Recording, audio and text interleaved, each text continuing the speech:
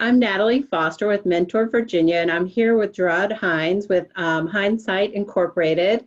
He's the executive director of their program. And today, thank you for sharing some time with us today, Jaraad. I'm Yes. looking forward to hearing a little bit more about your mentoring program. So I'm thinking, can you kind of give us some tidbits, what started the program, some of those things?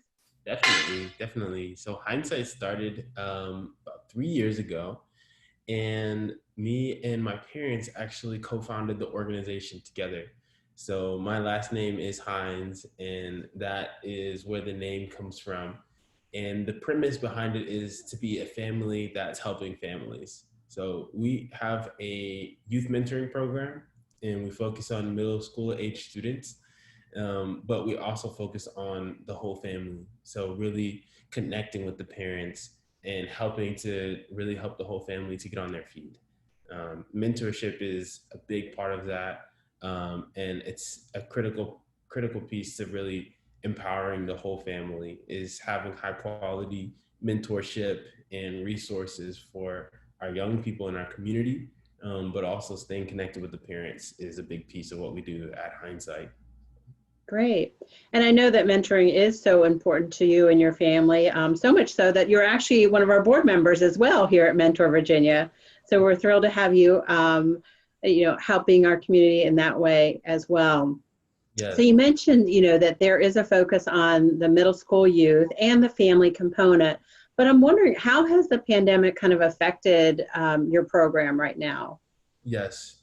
Um, well, just like every organization, Natalie, our operation has really been virtualized, and we have an office in downtown, but we haven't been able to operate and have sessions there. And our mentoring program is community based, which means, for those who may not be as familiar, is that we don't have to have a designated spot for mentoring, just only sites that are approved through our policies and procedures. But we have, really left the meeting in person up to our mentors, and mostly have been recommending virtual mentoring. So that really has been the biggest change, where a lot of our recruitment has been online. Our sessions themselves with our young people have been online, primarily through Zoom.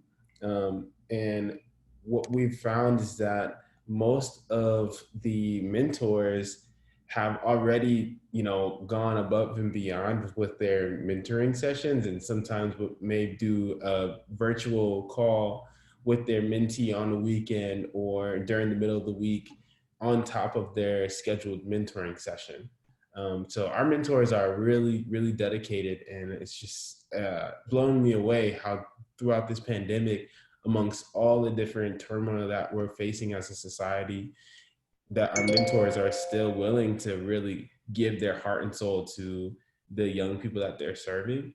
The challenge has been really connecting with more people during this time to show them that this is an outlet, this is an opportunity for service, and to still be engaged. There's so many different ways to serve during this time, but this is a very critical need for young people to be able to be a support system during this time, as the education system has really gone through a lot of shifts. But to have a constant and a positive adult supporting you, mentoring you is just so it's such a lifesaver. And it's just been a challenge to really get that message across and communicate it to as many people as we're able to do, in person. So that's been our challenge at Hindsight, is figuring out how do we really still get that message across and help people to connect in the same way with that message. Right. So yeah, I heard a couple of things from you that, the matches that you have going on right now, that the mentors have gone that extra mile by checking in maybe twice a week with them, if not more, whereas maybe during the regular mentoring program, it was just, the once in person. So for them to really realize, and obviously that goes into what you're seeing the youth needs are, during this time of social distancing. We know that it does have a significant impact on them, and that isolation that can occur in that space. And then you talked about the challenge of recruiting new mentors virtually.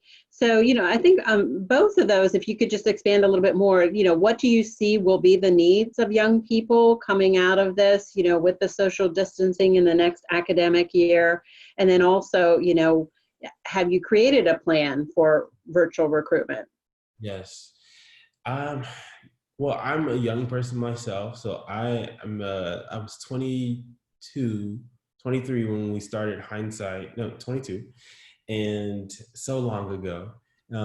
But now I have challenges with social distancing, so I can't imagine what it's like for I'm considered a millennial, but most of our mentees are in the Gen Z age demographic, where I was not born into the smartphone, Internet of Things era, but all of our mentees have really been immersed in a digital world.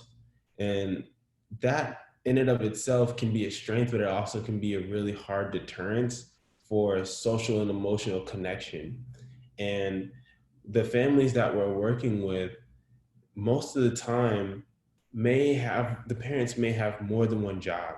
And so being at home is not really a huge dearth of social and emotional connection as well. The parents that we work with are loving, supportive and committed parents. But when you have the weight of a pandemic, the challenges of social unrest, and the economic challenges all in one, that really, this kind of goes back to my first point there, Natalie, is that we really have to have the focus on the parents as well. So our plan is definitely to continue to increase our youth mentoring services, virtual and in person, as the fall, semester and school year starts back up. Some counties are going to go, one direction. Others are planning to go another direction. We're completely out of that conversation and just as a consultant to our school systems here. But really what we can control is focusing in on the parents. Is that if we can mentor all day long, but if the parents aren't bought in and really focused on supporting their young person, their child, then the resources and development that we put towards recruitment and training and orienting other adults to be a support into that system of this young person really will fall short during such a very fast moving time where young people are not going to connect in the same way in the fall semester and in the years to come. And so it's so important that we're equipping our parents with the same tools that we're equipping the mentors with, and that we're bringing them into the conversation, and that really is a full web of us supporting this young person together. And so that's really what we are trying to put our focus on. But there are, we may anticipate to be back in school in the fall, and we don't know what may happen. But whether we're in school or and a different approach, we're doing more homeschooling like we're doing now, one way or the other, we're going to provide those resources for not only our mentors, but the parents, but the parents as well, so that we can focus in on really encouraging and supporting the young person with more connection, more connectivity during this time, which is so needed, as you know. Right, exactly. And I really think that's what makes Hindesight such a special program, is the family engagement piece. With other mentoring programs, there isn't always as strong of a connection within the family, and it is, such an important part to making that a successful relationship for the mentor and mentee as well. So, that's just great. I kind of wanted to pivot to think about, you said that you started this organization with your parents in that space. So what prompted it? Did you have a formal or an informal mentor in your life that kind of made you think this is something that is needed for all young people? Wow. Yes. So My mentor, if it was not for my mentor at VCU, so I went to school at VCU at the School of Business, and um, there was a mentor who was informal. It wasn't a formal setup, although they do have really great formal mentoring programs in the School of Business. I just happened to be really lucky and connect with someone named Shannon Duvall, who is the School of Business's Chief Development Officer. And I had a job offer here at Hindsight and two other places. And everyone told me to take the other two places that, were not Hindsight, very, different pay, salary was much higher. And, it just, they were good opportunities as far as my career development, but not necessarily my passion. And I am grateful to have someone who has such a astounding career as the chief development officer who could coach me and help me to understand the principle that passion and professionalism don't have to be two separate things. That you don't have, I'll just kind of be honest with you, that sometimes for young people, we can think that either I'm going to pursue making money or going to pursue what I feel called to, or what I feel I'm passionate about. And actually, what I found is that um, the two don't have to be separated. You have to pay the bills and you have to, put food on the table. That's responsible. But at the same time, you don't have to forego the things that you feel passionate about. And that was the dilemma that I was in. And it was only because of having a mentor in my life who I respected and respected me, was able to give me great input to say, this is something that you're really passionate about and it's going to work out. Okay. Like, don't worry about 5 years down the road, 10 years down the road. You're young right now. Go after what it is that you feel is calling you, versus the safer bet, which this is my mentor who I respect, and I expected a different input, but hearing her story, hearing how she leads her team at the School of Business, really, I trust her. And it was just very clear that I wanted to do something that was more impactful for my hometown. And not everyone has to work in the nonprofit field, but that was what I felt called to do. And she could see that, and having a mentor to just verbalize it and to say it, was instrumental. I wouldn't be doing what I'm doing right now without her, and certainly without my parents, I would not be doing what I'm doing. But having that mentor to coach me, to speak those words of wisdom, along with my parents, it was instrumental. So. Yeah, I was going to say, I definitely hear those components of a mentoring relationship, the trust, the validation she gave you in those pieces. And just knowing too, now that you've been doing, running a nonprofit, it's just like running a business. It is no different. It is. So there are definitely everything you learned, you're putting into practice, if not more, in that space. Definitely more. Right. I, Exactly. Well, as we wrap up this interview, my last question is kind of like, what do you see the next iteration of Hindsight now? What is needed in the community? What are you seeing now that you've kind of done the program for 3 years? What is that next step? yes.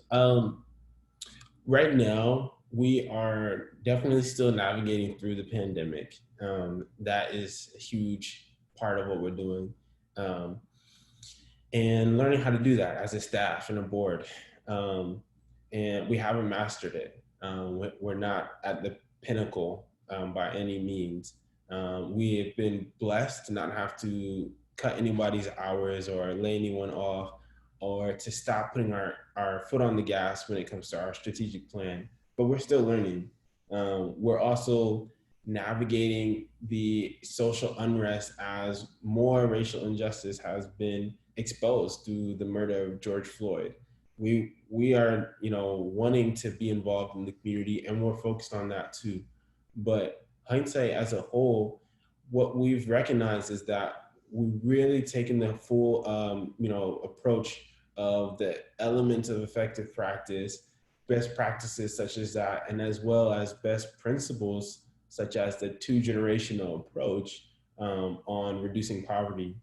But something that we've learned is that we're very strong in building long-term resources for our families. That is what our bread and butter, that we provide programs that are really going to be more of the 6 months to a year program, and focused on really helping you to grow your developmental assets or your social competencies or your positive identities and things along those lines.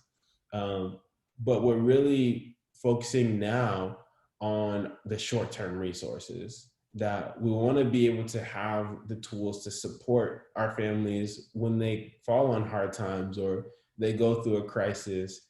And we have services, crisis intervention services in the area, but we really have been putting in work for the last year to build some of those programs in-house as well, to be a support in this ecosystem that we have here in the Rappahannock region. But now we're really putting our foot on the gas on saying we're looking for more people to get involved on the short-term resources side. And we have two programs for that: a housing program, which is very dynamic and unique. It's not through a shelter, it's actually through a network of services of volunteers in the community who open up their homes to some of our graduates and families that we're working with. And then as well, a transportation service, which you can kind of think of it as Uber for our clients, where they can get to and from for interviews and jobs, and also to smaller things like going to the grocery store.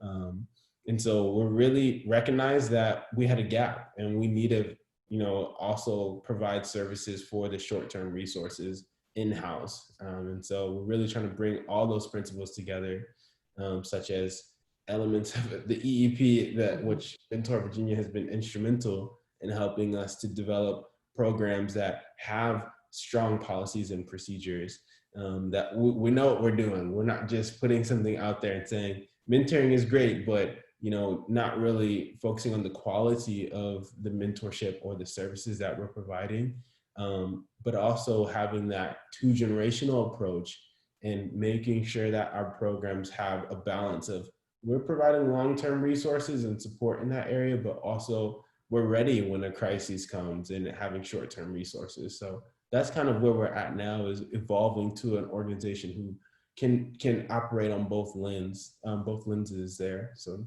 I really like that. I mean, and thinking about that, mentoring is not just a nice to have. I really kind of like how you were talking about the mentoring ecosystem, right? That you build up in that, and relying on people and things like that in your community. So this has been great. I really appreciate your time. And as always, it's a pleasure.